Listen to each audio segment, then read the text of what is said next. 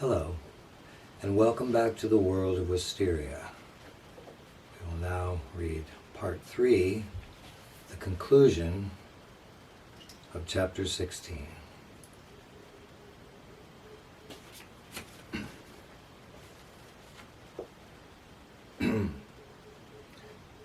Certain matters, she said with a smile. Boy stuff. Jeremy chuckled. Yes, he replied. I suppose you could say that. Will started to object, not wanting to see Emily leave so soon, and somewhat apprehensive about being left alone with Jeremy. It's okay, Will, said Emily, squelching his protest. I'm feeling tired already, and it will be good for you two to talk. She patted his hand and started to stand up, but then sat back down. Before I go, she said, addressing Jeremy, could I ask you something? A question, he replied. I don't recall you telling a joke. Knock, knock, she quickly countered. Jeremy smiled and winked. What is it that you want to ask, Emily? Actually, she said, it's about something that happened to Will. Something that he did. I think it could be some form of traveling. Go on, said Jeremy. Emily turned to Will. Tell him how you found me today. Will then described the experience, while Jeremy listened intently. What intrigued me, said Emily when he'd finished, was the darkness that he went into and came out of before rematerializing near me. Jeremy stared at the floor with thoughtful eyes, a vague smile on his lips, but said nothing. Is it, or could it be, the emptiness? She asked him. Jeremy maintained his silence and his stare. If it is, she continued, trying to elicit an answer, do you think Will might be able to travel? Maybe with my help? Jeremy lifted his gaze and looked first at Will, then at Emily, and finally spoke, saying only, I will think on this matter. He then stood up, indicating that the subject was now closed, and giving Emily a polite cue that it was time for her to leave. As she and Will stood, Emily thanked him, trying to sound grateful rather than disappointed. I will come again tomorrow, said Jeremy. He then looked at Will, adding deferentially, if I may. Of course, Will replied. Then I will see you tomorrow, Emily, here. Yes? Yes, she said, now more cheerful. Emily then faced Will to say goodbye. He took both her hands, and the two stared at each other for a moment, hesitating, feeling self-conscious with Jeremy standing there watching them. Jeremy obviously sensed their awkwardness, for with a knowing grin and a polite nod, he excused himself and retreated onto the balcony. What a day, said Emily, once they were alone. Indeed, Will replied. I can't believe how talkative he is, she said. It's the most coherent conversation I've ever had with him.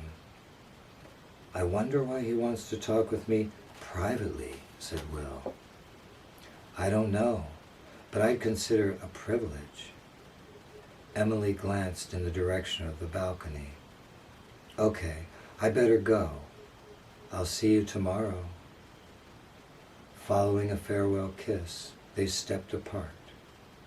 Then Will watched Emily disappear, leaving him alone with Jeremy.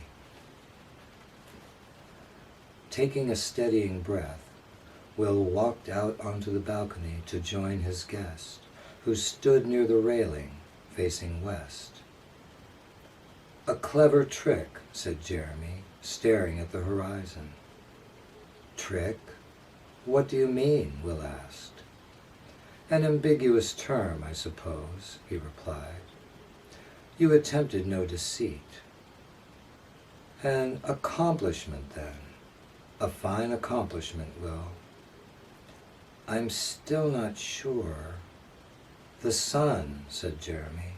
The clock. Time.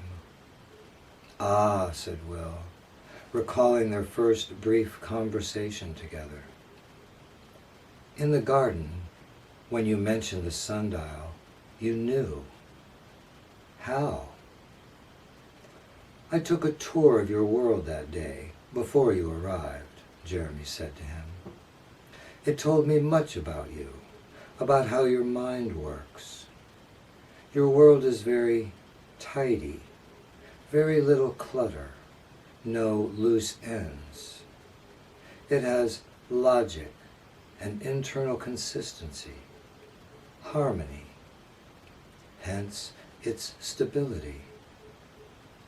I saw the clock tower appear, its hands frozen, at first, and then they began counting the minutes.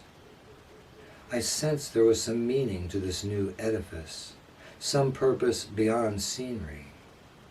It was a puzzle, a riddle which I pondered throughout the day. Then, when I saw you in the garden watching the sunset, it dawned on me. Jeremy stopped. Watching the sunset, it dawned on me, he repeated quietly. A poetic turn of phrase, Will thought, and remarked. Entirely unintentional, Jeremy replied, and yet not merely coincidental, as is generally the way of things. He finally turned and faced Will. But now, we must speak about Emily. About Emily? That's why you wanted to talk to me in private? Yes, he said. Emily is a dear girl, a good mind, a carefree spirit. I rarely concern myself with the affairs of others, but she is worthy of my concern. I want no harm to come to her. Well, you don't think that I... No, Jeremy quickly assured him. It's quite clear that you care for her, which is why we are having this talk. Is this about Nathan? Is Emily in danger? Perhaps, he said. Why are you telling me this? Will asked. If she is in some kind of trouble, shouldn't she know? Emily is clever and has good instincts, Jeremy replied. However, she is still somewhat innocent and at times careless. She is also very stubborn. Will couldn't help but crack a smile.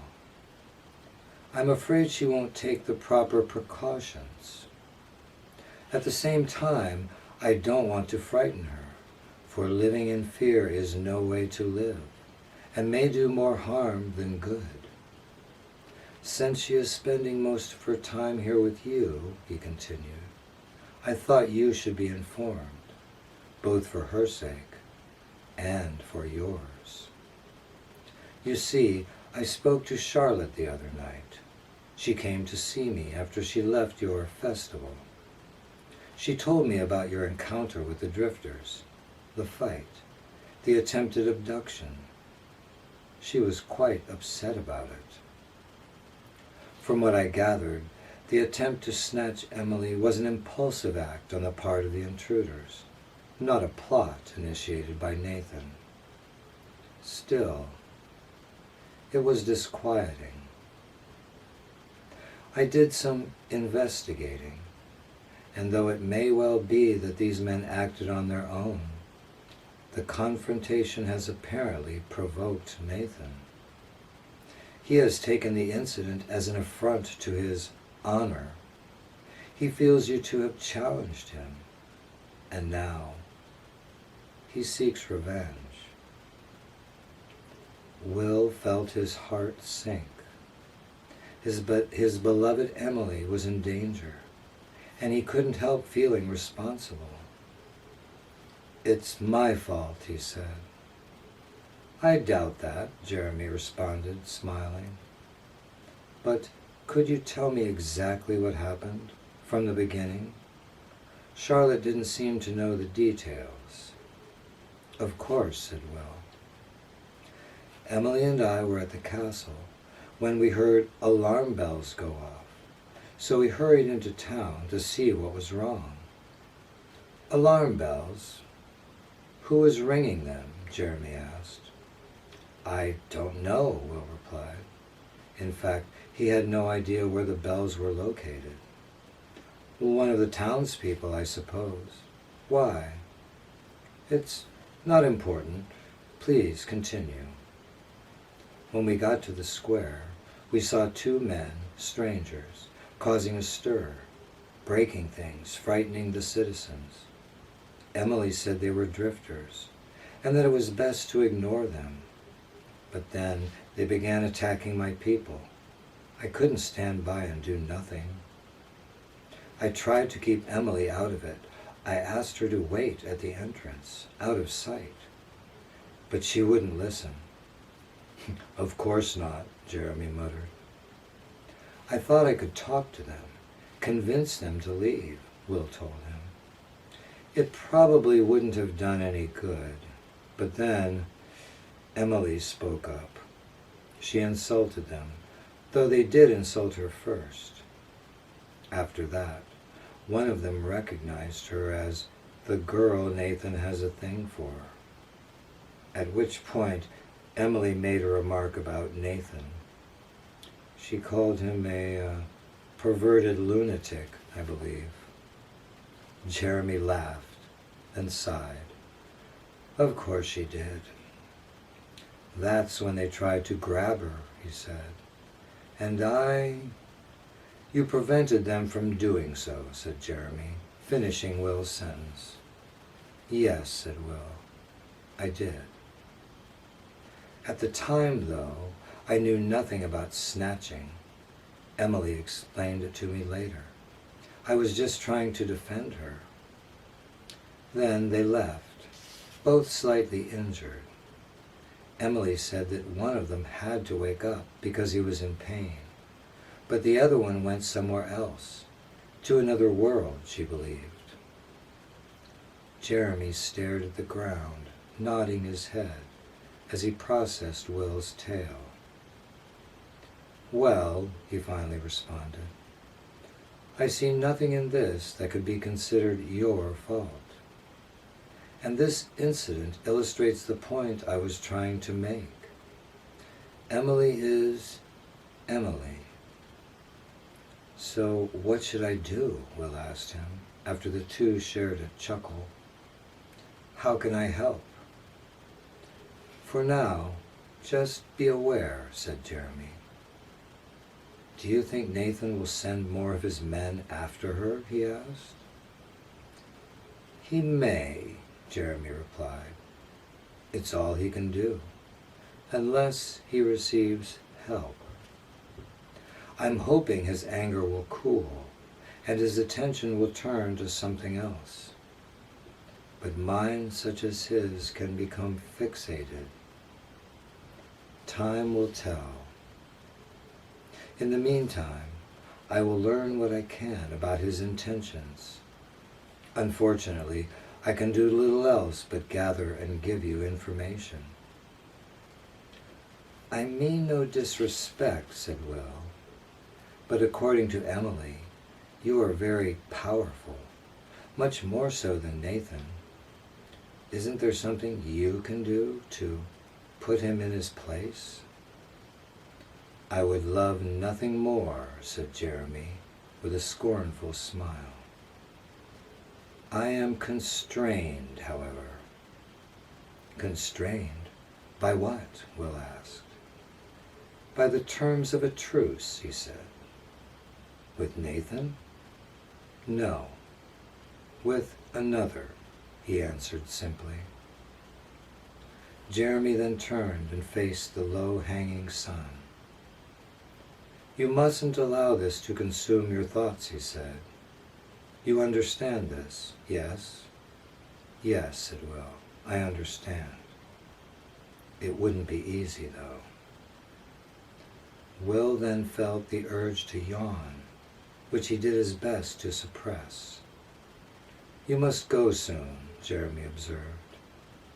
"I guess so," said Will. "Why is it that some nights I can stay here longer than others?" "There can be various reasons," he said. "Your mind can only hold so much before it must rest." Jeremy then extended his hand, which Will stared at for a moment before realizing that he was meant to take it. "It was a pleasure," said Jeremy, grasping Will's hand firmly and giving it a single shake. "Likewise," Will replied. "You will be back tomorrow?" "As I have said," he answered. Will let go of Jeremy's hand and took a step back. "Good night, and thank you," he said. Jeremy smiled. "Sleep well, my friend."